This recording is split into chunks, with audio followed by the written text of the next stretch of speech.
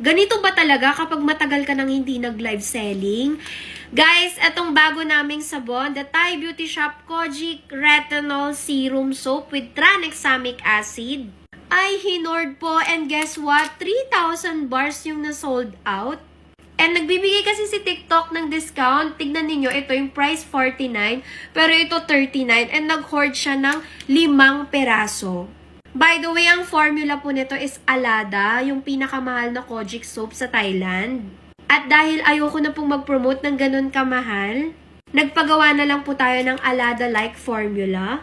Pero dinagdagan natin ng anti-aging and of course anti-acne with whitening. And FDA registered na po ito. Ito talaga yung inantay ng mga buyers namin. Kasi hindi ko pa ito nililista hanggat hindi FDA registered. So, available na yan. Hindi ko lang alam kung